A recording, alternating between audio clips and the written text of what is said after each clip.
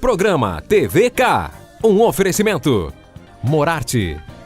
Por quilo, restaurante self-service. Taust faz toda a diferença.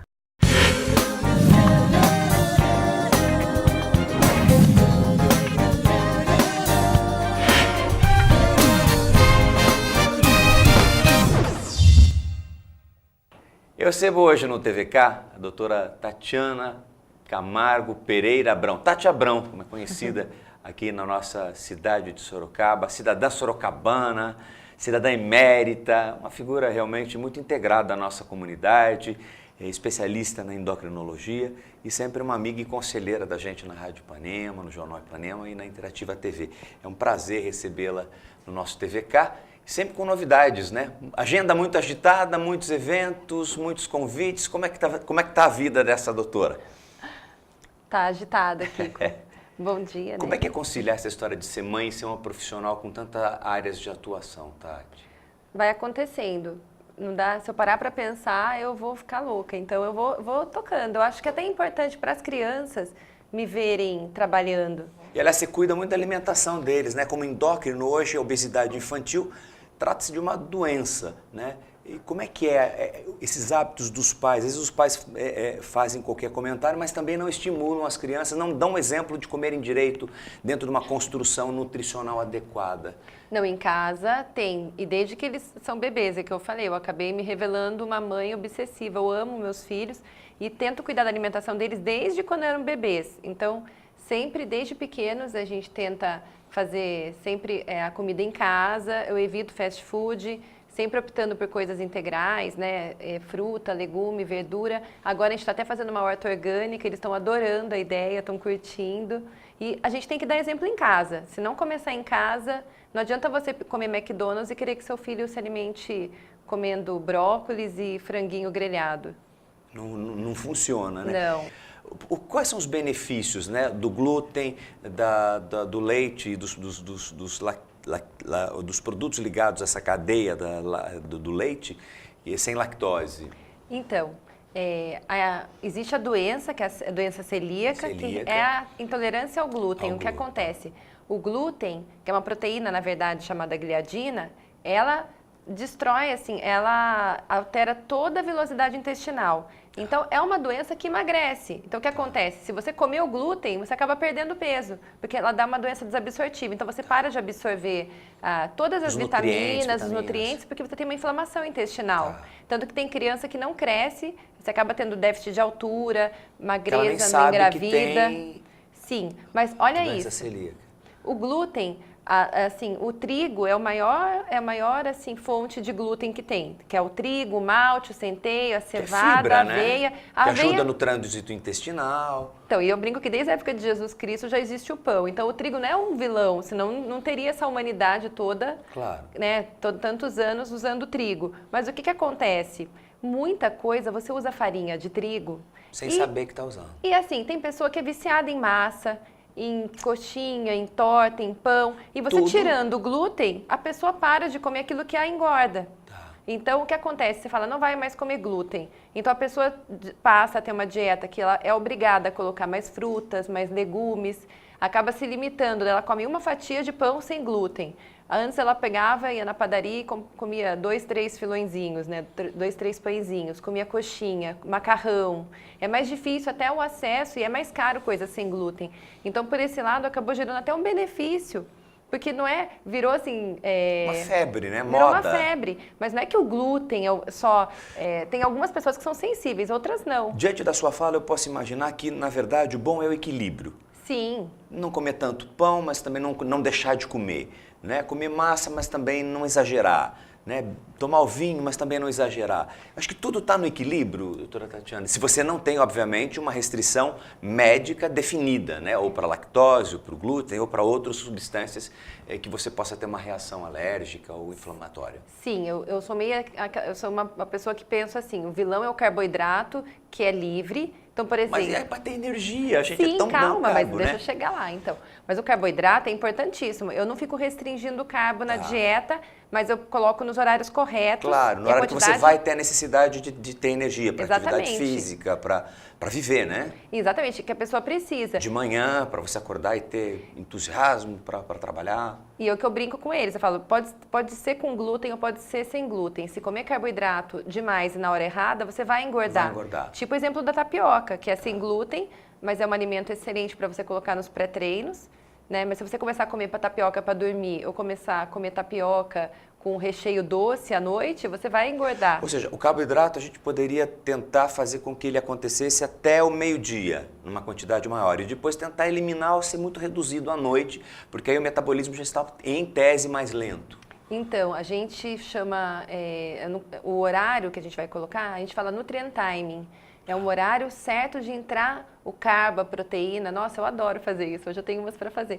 E assim, depende do horário. Estou falando em parte esportiva. Sim. O horário que você treina. Por exemplo, você treina meio-dia e eu também. Treinamos no mesmo horário, na mesma academia. O carbo é importantíssimo para a gente antes e logo depois. Depois você consegue restringi-lo, mas a proteína tem que fracionar. Tá. Entendeu? Mas o carbo nunca pode faltar no pré-treino, mas você não começa a dar só imediatamente pré.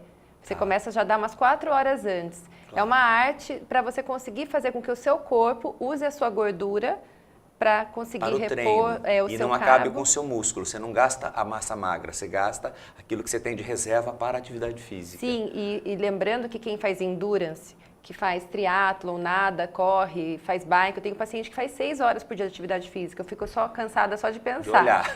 Então, esses, praticamente, você chega às vezes até 80% de carboidrato na dieta. Ele precisa, ele precisa e às energia, vezes, né? Exatamente, e dependendo se é uma preparação para uma maratona, para uma meia maratona, agora vai ter uma, né, em Nova York, você tem que tomar muito cuidado, porque se você começa a usar a mesma dieta que eu uso em um bodybuilder ou num crossfiteiro, que agora tudo é crossfit, eu tô cheia dos crossfiteiros, que eu adoro até fiquei meio... Até acabei estudando muito crossfit. Ou se você pega uma pessoa de endurance, é totalmente diferente. São alimentações totalmente diferentes. Totalmente diferentes. Assim... Então não dá para copiar por moda uma dieta, se você faz atividade esportiva, cada atividade requer, e o horário em que você realiza também a atividade, é tudo muito complexo, né? É individual, né? Kiko, é muito. Eu acabei de olhar, eu até pedi para descer esse vídeo, que dizem que chocolate é excelente no treino, no pós-treino, no pré-treino. Antes de eu falar mal, eu quero ver, qual que é a tese. Qual que é a tese, porque eu aprendi muito, sabe? Eu acho que o segredo é você ser humilde e quanto mais você estuda, você fala, não, eu preciso aprender mais. É verdade. Se alimentar bem é uma arte, né? Sim, e muda. E de autoconhecimento também. Né? É mutável. Os seus conceitos antigos são os de agora? Não, mas depende. Se eu estou num período, de maneira nenhuma, totalmente diferente. E se eu estou numa fase do meu treinamento em que eu quero ganhar um pouco mais de massa muscular, eu vou ter que fazer uma dieta um pouco mais calórica de carboidrato antes dos meus treinos, posteriores a ele, para eu ganhar o volume, para depois secar. E na hora de secar, eu vou fazer uma dieta com menos carbo, mas ele não vai faltar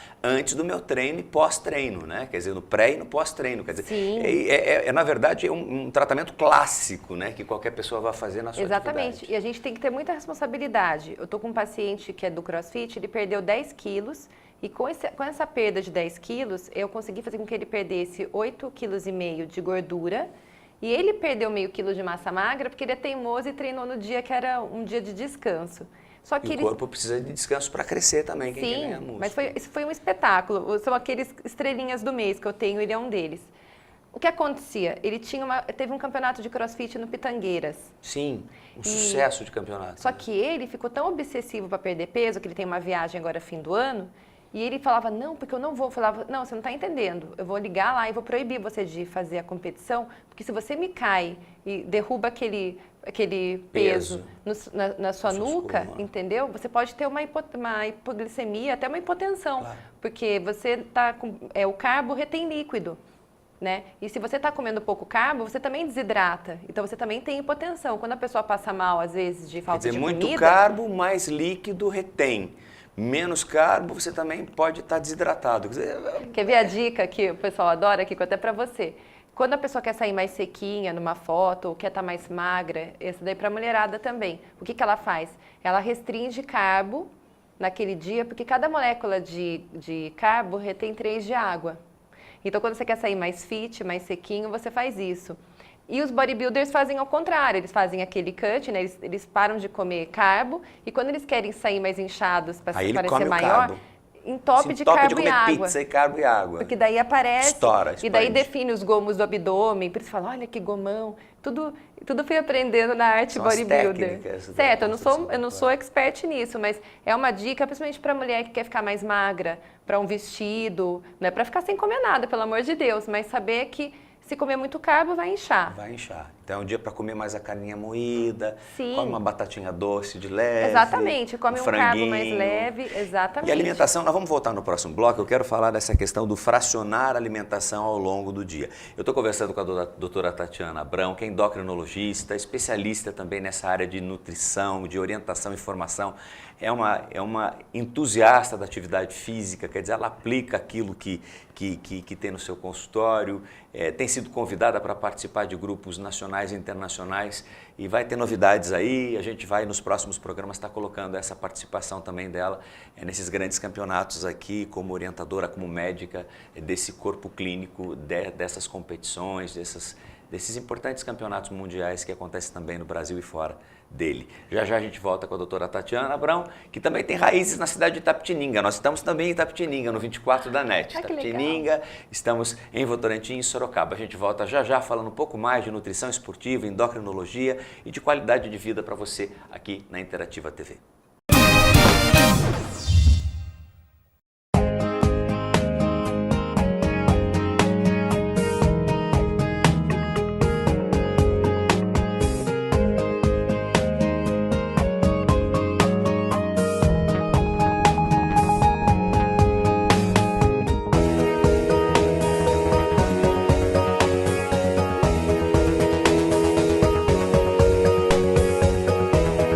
Luxaflex Hunter Douglas, The Art of Window Dressing.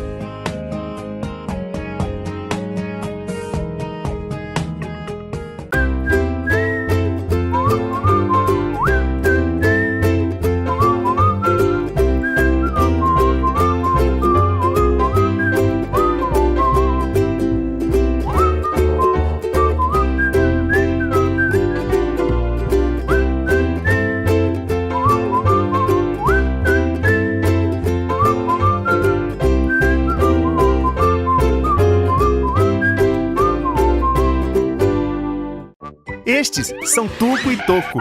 Ei! Qual é? Você é grande, mas não é 2. Calma, não são 2, são 25 mobs zerinhos. Quê? É a promoção de aniversário Taust 25 anos, 25 carros. 25 mobs? É, e um deles pode ser de vocês. Oba! A cada R$50 em compras é gerado um cupom, você se cadastra no site e já está concorrendo. Yeah! Taust, há 25 anos fazendo toda a diferença. 25 carros! Eu recebo no TVK esta semana a doutora Tatiana Camargo Pereira Abrão. Tati Abrão, endocrinologista, é uma atleta, uma especialista em nutrição esportiva. A doutora Tati está cada dia mais estudando, se especializando, não para. Está sempre se movimentando e buscando o melhor para os seus pacientes. Doutora Tati, nós estamos falando de alimentação e eu queria falar um pouco dessa questão sobre o aspecto, inclusive, endocrinológico, da necessidade, né, do bom funcionamento do corpo, da alimentação fracionada ao longo do dia. Existe uma regra, independente, obviamente, se você quer um resultado esportivo, mas na vida de um cidadão comum, né, que não é atleta, a necessidade da gente fazer uma alimentação, quantas refeições a gente deve fazer de uma maneira clássica, generalizando? Aqui eu vou pegar um pedacinho do que você falou, até para fazer um alerta daquilo que a gente falou na rádio. Porque agora está na moda o jejum intermitente. Então, isso é importantíssimo. Vou aproveitar esse gancho, porque as pessoas estão ficando confusas. Eu estou tendo muito questionamento em Instagram, em rede social e no consultório. Fala, mas se vocês falam para comer a cada 3 horas, por que agora tem as pessoas fazendo jejum intermitente? Tem vários protocolos. Tem protocolo que você fica até um dia inteiro sem comer, o outro você come várias vezes, em uma quantidade grande de carbo. Então, são as dietas de moda. Então, eu assisti uma aula espetacular na Expo Nutrition. Eu já tenho vários artigos. Aliás, você teve semana que passou lá, né? Sim, estive. E assim, essa aula, eu já estava lendo vários artigos sobre isso. E eu vou acabar tendo contato com esse nutricionista, porque eu quero falar com ele. Ele falou uma frase espetacular. A dieta, e assim, é uma frase meio jargão, mas vendo a pessoa que estuda que nem ele, eu achei excelente, uma pessoa que é de faculdade, tá, universidade, tem mestrado, doutorado. Dieta boa é aquela que dá certo para o paciente. Para você. Então não adianta eu pegar uma pessoa que é empresário e fica o dia inteiro na rua e fazendo 1000 coisas e falar para ele assim, você vai comer a cada 3 horas a marmita X. Ou eu pegar uma pessoa que trabalha na rua, ou alguém que não fica fixo, é muito difícil, né? Um neurocirurgião que fica 12 horas operando. Então o que acontece? Aí vem a individualização. Mas um padrão, se alguém não tiver como ter acesso a um nutricionista ou a um endócrino, nutrólogo, por favor, tente fornecer um pouco de proteína a cada 3 horas. Por quê? Porque eu estou falando em tudo, tanto em perda de massa magra, que você pode evitar, porque você tem que fornecer aminoácidos, você tem que fornecer proteína, porque você tem a massa magra. E a massa magra é o tecido que queima energia no seu corpo. É a massa magra, é o que usa oxigênio e glicose, é o que mais é ativo, apesar de ser do repouso. Então, se você começar a perder massa magra ficando sem comer, porque o que acontece? Seu fígado não quer saber que você quer ficar musculoso. O seu organismo se interessa em armazenar gordura, que é uma energia rápida. Então, se o seu corpo vai pensar assim, que ele praticamente é um sistema, eu vou armazenar músculo ou gordura? Gordura. Só que a massa magra para você ganhar, você sabe, você vai lá tudo treinar e você sabe o quanto é difícil. E aí vem a besteira de fazer um jejum intermitente, ou de ver no Instagram, ou de ler uma reportagem X, ou de ver que o bodybuilder X ou a blogueira Y fazem, e começam a cortar a alimentação e ficar 12 horas em jejum. E aí o que acontece? Destruindo a massa magra, né? Tchau, massa magra, tchau, músculo. E então, não tem muito cabimento. Depois que ela volta a comer, ela vai comer alguma coisa, o carbo, e aí aquilo vai virar gordura, né? Ela vai perdendo massa magra e ganhando gordura. Daí vão falar assim, mas tem tanto sucesso? Tem. Eu mesma vi lá, conheço pessoas idôneas e amigos meus que fazem jejum intermitente, mas são pessoas que se responsabilizam por ele, treinam muito e estão sempre se monitorando, ou alguém, ou o nutricionista monitorando o jejum deles, ou eles mesmos estão vendo. Uma prática extrema requer um controle também extremo, né? Porque assim, Kiko, porque é um exagero, né? A maioria Por mais que possa acontecer, é insano você fazer com que o teu corpo gaste reserva durante 12 horas. E ele não vai gastar só gordura, a energia, ele vai pegar a tua massa magra, né? Deixando claro que eu não estou falando mal de jejum, eu estou estudando mais. Mas é muito extremo, né? Radical, né? Eu acho que qualquer dieta que parta para um lado mais, de um lado ou de outro, radical, ela é sempre mais complexa. A maioria dos estudos em jejum tem mais riscos. São em pacientes do Ramadã, porque nenhum grupo de ética de pesquisa autoriza você falar para a pessoa, fique em jejum 12 horas. Eles não autorizam. Então, eles estudam grupos religiosos que fazem jejum. E a maioria deles é pessoa sedentária, são pessoas sedentárias. Entendeu? Então, assim, você nem repouso durante o jejum, né? Tá ali quieto, meditando, talvez, né? O que a gente está esperando? Pegar um grupo X que fez o jejum, que treinava, daí você estuda um estudo retrospectivo, vendo aqueles pacientes, os exames antes e depois. Ainda a gente não pode falar muita coisa. Nem bem nem mal, mas em tese é uma dieta perigosa, né? Perigosa. E como ele falou em tantos anos de evolução que a gente teve na humanidade, a gente vive muito mais. Será que realmente você voltar para a pré-história, tipo as dietas paleo, e você voltar a ficar sem comer vários dias, isso é bom? Você gastava energia, você fugia, porque a gente não era caçador, a gente era caça. Então a gente fazia muita atividade física, estresse, corria. Andava, não tinha carro, não tinha TV, não tinha... Dormia cedo, dormia mais horas. Então, assim, você tem que dormia de acordo com a condição do clima, né? Escureceu, não tem luz, não tem nada, dorme, né? E a gente deu risada e falou, e a dieta paleo, que você tem que voltar a fazer a alimentação das cavernas, será que as pessoas comem inseto? Porque na dieta paleo verdadeira, você tem que comer inseto. Inseto cru ainda. Então, assim, é muito modismo. Carne cru, inseto cru, tudo muito. É muito modismo, porque os estudos que falam do benefício da dieta paleo, você tem que comer estritamente o que manda na dieta paleo.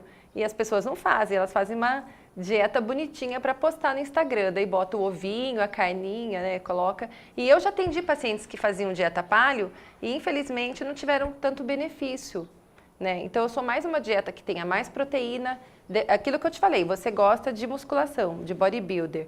Vou privilegiar a proteína na quantidade que não te faça mal Claro. Deixar o carbo no horarinho X e Y, que eu te falei que Na sempre... quantidade adequada, para o teu peso, para a tua idade. Você sabe que a gente treina num horário muito bom, e isso influencia também. Que é o meio-dia, né? Meio-dia. O outro horário que é muito bom, eu tenho um colega que é médico, é fisiculturista, e ele me ajuda bastante a aprender sobre treinos. Ele me falou também das 5 da tarde, porque aí você já teve várias refeições até lá. Você já teve o café da manhã, o almoço, então você já chega com mais carregamento de carbo. E um horário que não é tão bom é à noite. Proteína, o que a gente pode... Tem gente que tem o vegano que tem a proteína vegetal, que nem sempre tem a mesma quantidade nutricional necessária à construção de músculos, mas também é positiva, né? Você tem o leite, né? Você tem os iogurtes, você tem quinoa, você tem ervilha, você tem uma série de nutrições, porque a gente que não é vegano come carne e tudo. Como adaptar toda essa proteína? Aí entra a maravilha da suplementação. Graças a Deus existem os whey's suplementos. Da vida. Exatamente, porque a gente tem proteínas vegetais boas, de alta qualidade. E tem o selo vegan, né? Porque quem é vegano, que é estrito, eu tenho vários ovo-lacto-vegetarianos, aqueles que não comem nem nada que vá ovo, nem leite. Eles querem me matar, né, Kiko? Porque querem ser atletas, uma dieta... querem ser ovo-lacto-vegetarianos. E tem gente com o corpo desenhado mesmo sendo vegetariano, né? Tem bons modelos, mas também com uma genética que favorece, né? Sim, não é fácil, né? Sim, eu tenho uma tendência violenta, eu adoro a filosofia vegana, mas eu não posso, porque a minha epigenética... Os meus genes são de pessoas que viviam em fazenda, tomavam leite, comiam ovos e carne. E isso fica impregnado, a gente tem um imprint genético. E o que acontece? Toda vez que eu resolvo tirar a carne, que eu faço às vezes uns períodos religiosos de quaresma, meu cabelo vai embora, eu treino muito mal, eu sinto fraqueza, porque eu preciso do ferro da carne. Energia para o seu dia a dia. Isso tudo, olha como é que é legal, a gente vai passando das gerações. Então, isso é importante, você falou da lactose. Existem pessoas que, se elas realmente são japoneses, que não tem vaca muito no Japão. Sim. Na África também tem espaço, né? Então, negros, japoneses, às vezes têm tendência maior a ter intolerância à lactose. E a gente que é dessa região, ou europeu, você não tem. É muito difícil você ter uma intolerância à lactose, porque os seus ancestrais já usavam muita fonte de leite. Doutora Tati, como é que a gente pode pensar e levar de maneira séria a reposição hormonal? Com a idade vai chegando, né? E tanto o homem quanto a mulher tem a sua queda hormonal. Qual é o seu posicionamento em relação a isso? Com que responsabilidade fazer?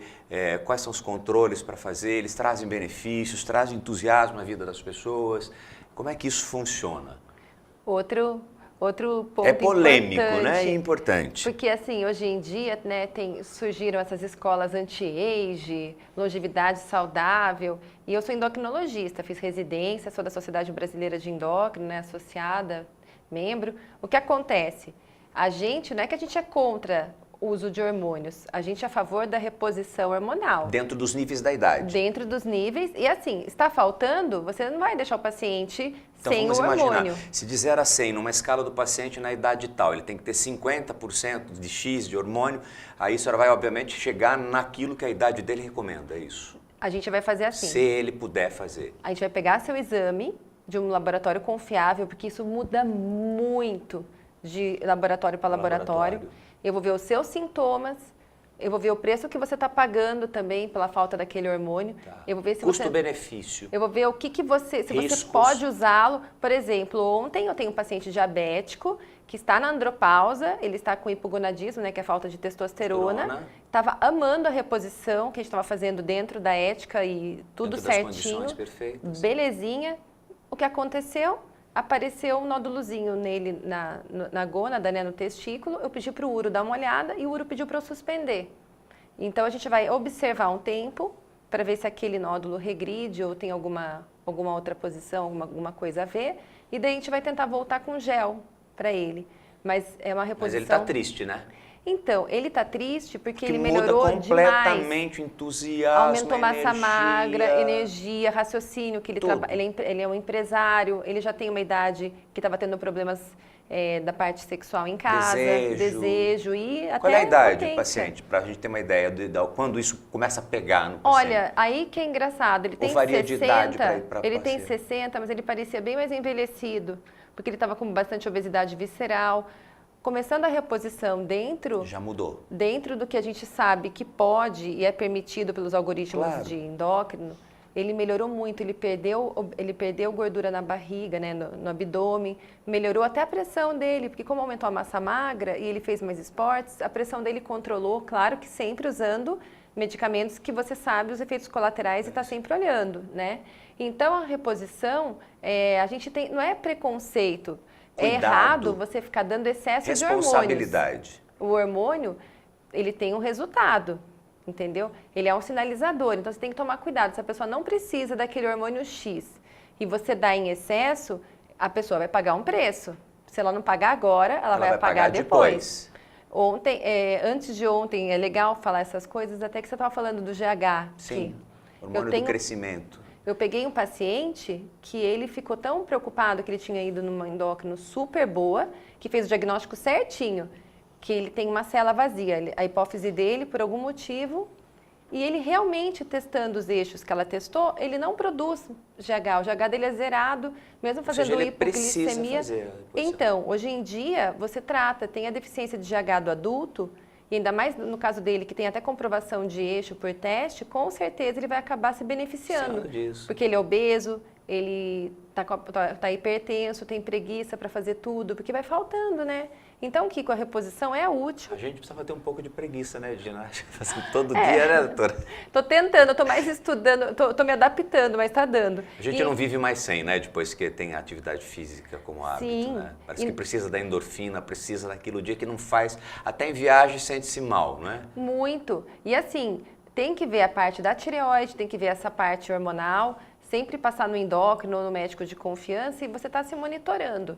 Não cair no papo que o vizinho usou e é bom, ou o personal da academia quer que você tome tal coisa, porque às vezes é um outro problema de saúde que você está tendo, mas até um hipotiroidismo que está te dando fraqueza e seu eixo da testosterona está perfeito. Tá normal, tá tudo bem. Outra coisa que agora virou a moda... Só falta um T3, T4 ali e resolve a situação. Então, daí tem a levotiroxina que a gente usa, né? E um erro muito grande também que está agora é o pessoal ficar usando corticoide, ficar usando cortisona, hidrocortisona. Aí vai reter líquido, vai inchar. Sim, não precisa. Às vezes até atrapalha, porque cortisona demais piora a massa magra, dá fraqueza muscular. Então, assim, você tem que confiar numa pessoa, ver como é que você tá, ver o resultado, né? E saber adequar a dieta, que você acaba tendo mais benefício. Né? Foi uma aula. Queria ter umas 3 horas para a gente poder conversar, um papo muito interessante. Muito obrigado pela sua participação, esclarecimento. Quero mandar um abraço para todo mundo de Itapetininga, né? Que a senhora tem relações. Seu pai é médico lá, tem toda uma relação muito forte com a cidade. Eu sou uma sorocabana que cresceu em Itapetininga. Né? Tem vínculos e laços lá. E, obviamente, agradecer a presença da doutora Tatiana Abrão, que é endocrinologista, que veio participar conosco. Falamos muito de alimentação, reposição hormonal e em breve a gente vem com mais esclarecimentos para você que acompanha a nossa Interativa TV. Um grande dia, uma grande semana e até o próximo programa. Programa TVK, um oferecimento. Morarte. Por quilo, restaurante self-service. Tauste faz toda a diferença.